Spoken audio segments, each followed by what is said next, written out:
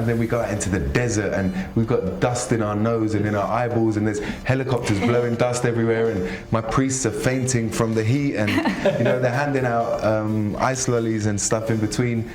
And you're thinking, I cannot wait to get back to the studio where we have real toilets that we can go to. It's not porta cabins in the middle, and you're queuing up behind an alien, and every step of the way it was like an adventure. Oi Brasil, o diretor Zack Snyder, isso mesmo, o homem em pessoa, conversou com a nossa equipe sobre seu novo lançamento para a Netflix, a ficção científica Rebel Moon. O filme, que está sendo produzido há mais de 20 anos, finalmente chegou ao streaming em dezembro e tem tudo para conquistar uma legião de fãs. A trama segue a misteriosa Cora, que vivia normalmente em um planeta de fazendeiros quando uma invasão do cruel almirante Noble muda sua vida para sempre. Agora, ela irá se unir a um grupo de guerreiros para lutar contra Noble e os exércitos do mundo-mãe antes que eles sejam aniquilados. Promete, não é? Então confira o que mais os protagonistas Sofia Boutella e Skrein e o diretor Zack Snyder contaram pra gente.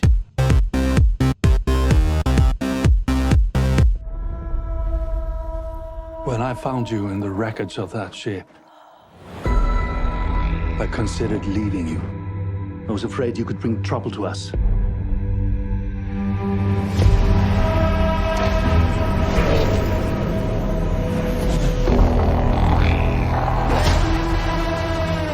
What do you think they want?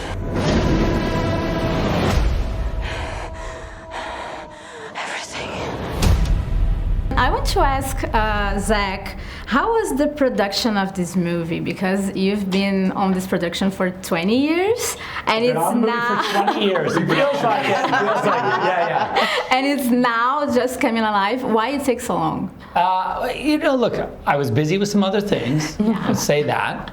And no, it's really kind of been the perfect storm. Like I did after Army and my experience with Netflix on Army. Army of the Dead, that movie I did with Netflix before this one.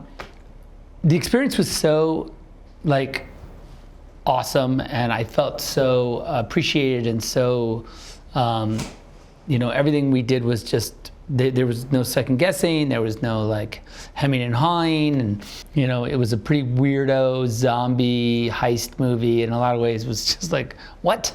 But they seemed to they just were all in and super enthusiastic. And then when we finished Army, and they were just like, what do you want to do? What else do you want to do? They're like, we could make another Army movie if you want to, or what? And I said, well, there's this crazy idea I've had for a while kicking around, and would you guys want to do this Rebel Moon? Small little sci-fi thing. It'll be very cheap. Yeah, don't worry. It won't take long. No, we'll just knock it out. Yeah, we'll just do it quickly. Just get it. I guess really the answer to the question is that the reason why it's taken so long is because I don't think this project, it had to have the right studio, and Netflix is the really right studio for it, because the big studios, Hollywood studios right now, the idea of this kind of original IP, sci-fi whole thing, unless it was a book or a comic book at least, I think it's difficult to sell down to the studio this idea of, that they're like, well, where'd it come from? And I'm like, well, I don't know, I just thought of it. It's a whole new universe, right? Yeah. So it's in some ways it's super exciting, and it's super exciting for Netflix. They think they love it, but I think as a proposition, it's scary it could be scary. So that's why it's taken a little bit of a. Yeah, and it's one of biggest. It's one of biggest Netflix productions, and it's full of special effects, but it's also full of practical effects. Yeah. And I wanted to know which one you think it's harder to shoot, and if there is one specific scene that was really, really difficult to do. It was such a pleasure to arrive. For example, there was a place like New Wadi, and it was towards the beginning of filming, and there is a place where there's a bird, how do you call it, a structure? The ranch the limit. Yeah, everything was practical, and we were going and walking through corridors, and everything was practically there. Where they found Stas' character. Where we found Stas, and then there's another place called Dagis. Yeah, because we built that big little homestead down in the crater. The homestead. And that was something really difficult to shoot any scene. No. For example, this was great, and then Dagis is the place where we find Duna's character, Nemesis, and everything was practical. We were there, and you don't have to use your imagination, and it's so much fun to walk through such a big space, completely worked on. It's like a whole world right in front of your eyes, and then another place that was completely green screen. I have a lot of fun when I can see everything that's in front of my eyes, that is real. You don't have to act so much, but I also enjoy in a weird way when I get to use my imagination. And I would come to set and I would ask Zack, what am I looking at? And he would just pull a piece of paper, start drawing and showing me exactly, and I was like, and I love looking at things in a weird way that are not there. I think it's fun, and you do that when you're a kid. You do that constantly when you play with cars and dolls or whatever, and then you do that as a child. So I think, as an actor, it's our job to do that also. I have fun in both. I think it was such a long shoot that it was a relief every step of the way. You would spend 2 weeks looking at nothing but green screen and imagining things, and when you first went to it, it was fun and it's nice and cool there. You have trailers close by, everything is very safe almost. And then after 2 weeks you're like, you know what, this is like, I've looked at enough green. I'm like, okay, let's go out. And then we go out into the desert and we've got dust in our nose and in our eyeballs, and there's helicopters blowing dust everywhere, and my priests are fainting from the heat, and they're handing out ice lollies and stuff in between. And you're thinking, I cannot wait to get back to the studio where we have real toilets that we can go to. It's not porta cabins in the middle, and you're queuing up behind an alien, and it's like every step of the way it was like an adventure, and exactly like Sofia said, like a child's playground. And we felt the adventure.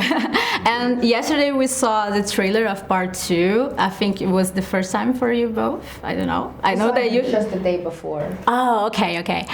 We got completely crazy about the trailer, and I want to know if you can say anything about the sequel and about Snyder Cut.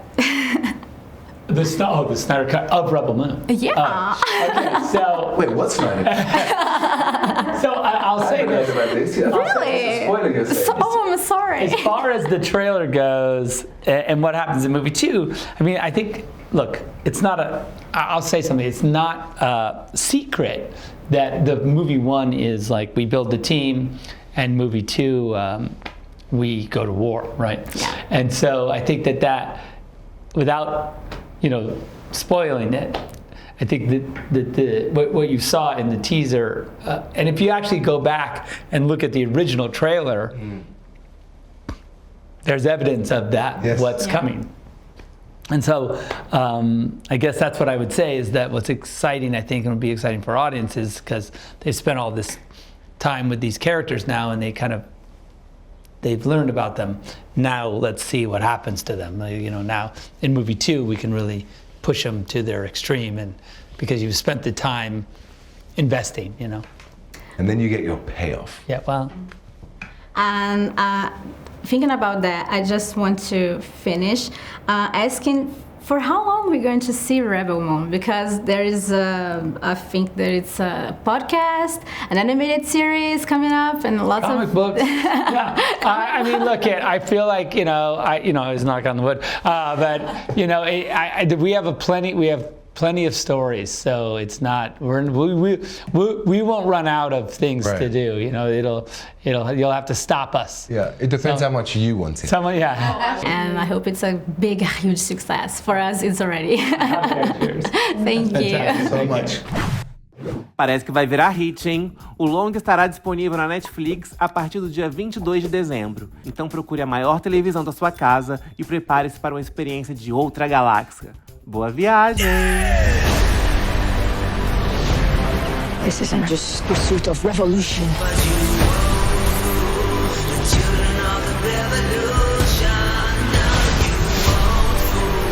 I have found her. The most wanted fugitive in the known universe.